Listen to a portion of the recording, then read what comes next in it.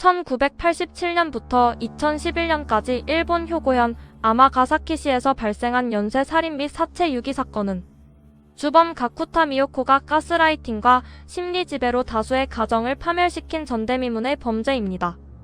이 사건은 주범이 직접 폭력을 쓰거나 손에 피를 묻히지 않았다는 점에서 기괴합니다. 미요코는 타깃이된 가족 구성원들의 심리를 정교하게 조종하여 그들이 서로를 의심하고 감시하게 만들었으며 최종적으로는 가족이 가족을 직접 고문하고 살해하도록 유도했습니다. 이로 인해 최소 10명 이상의 사망자와 실종자가 발생했으며 5개 이상의 가문이 무참히 공중분해되었습니다. 가쿠타 미요코의 범죄 수법은 언제나 일정한 패턴이 있었습니다. 그녀는 법적, 사회적 허점을 교묘하게 파고들어 평범하고 유약한 가정에 의도적으로 접근했습니다. 첫 단계는 아주 사소한 트집이나 시비를 잡는 것으로 시작되었습니다.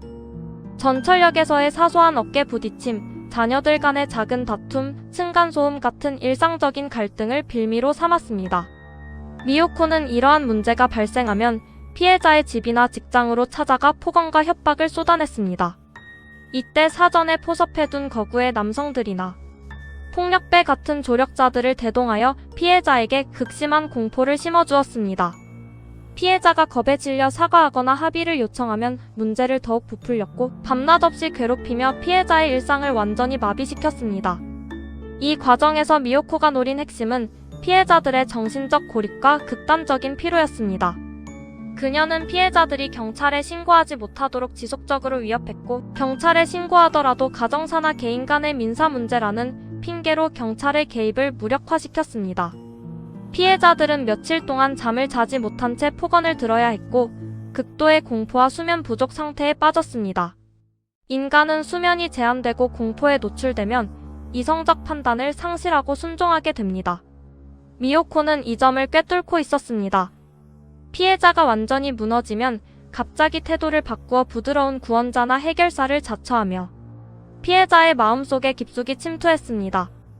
이 시점부터 피해자들은 미요코를 유일한 절대자로 인식하는 심리적 종속 상태에 빠지게 되었습니다.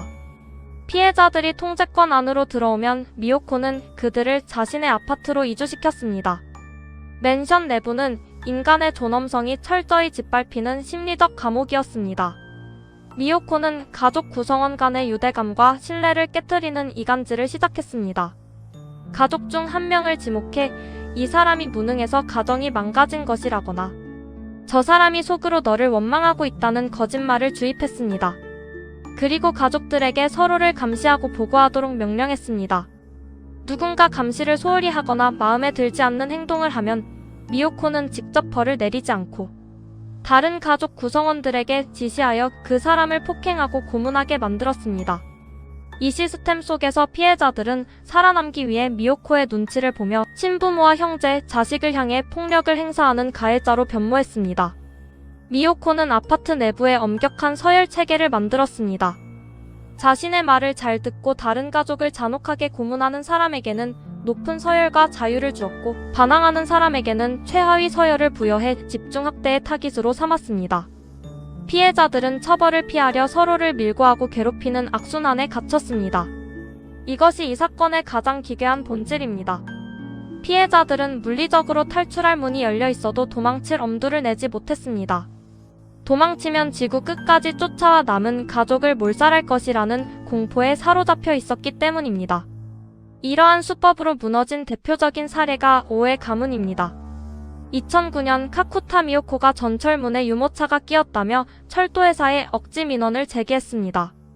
이때 민원 담당자였던 가와무라 히로유키가 미요코와 엮이면서 가스라이팅을 당해 야쿠자 사촌 등을 앞세운 그녀의 신복이 되었습니다. 미요코는 이를 빌미로 집안에 개입했고 오오에 카에와 그녀의 동생, 친어머니 가즈코를 자신의 아파트로 강제 이주시켰습니다.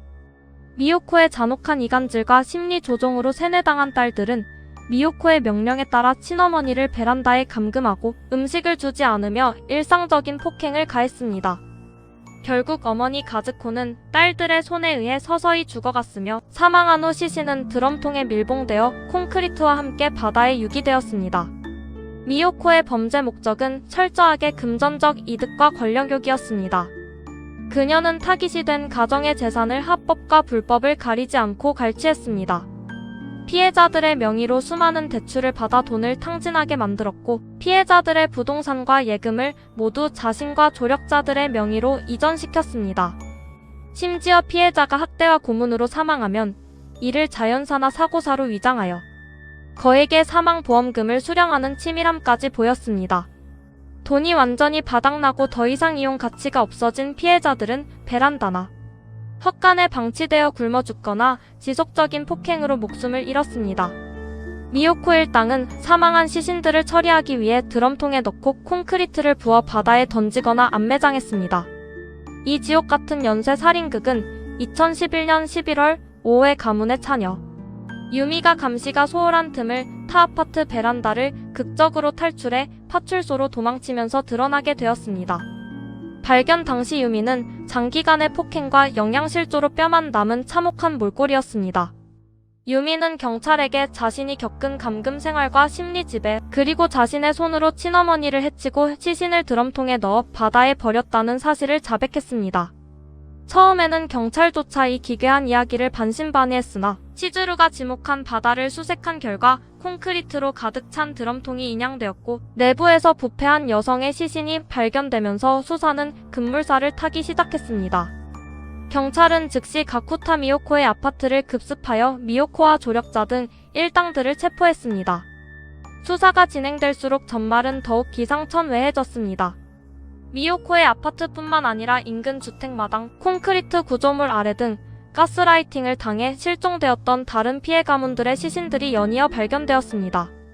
조사 결과 미요코에게 파멸을 당한 가문은 확인된 것만 5가구였고 최소 10명이 넘는 사람들이 살해당하거나 실종된 상태였습니다.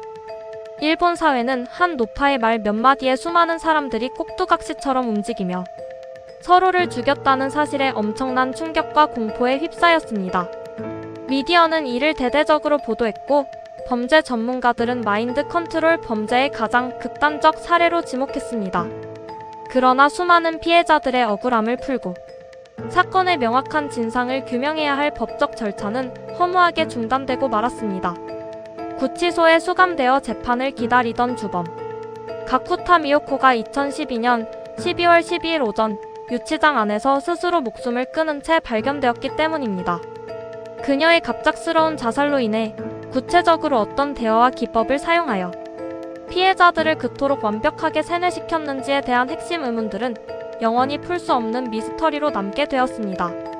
남아있는 조력자들과 가해자가 된 피해자들에 대한 재판은 계속 진행되어 중형이 선고되었으나 거대한 악의 축이었던 미요코가 사라지면서 사건은 씁쓸하고 찜찜한 결말을 맞이하게 되었습니다. 아마가사키 연쇄 살인 사건은 물리적인 칼과 총보다 인간의 정신을 지배하는 가스라이팅과 언어적 폭력이 훨씬 더 잔인하고 치명적인 무기가 될 수 있음을 증명한 끔찍한 실화입니다.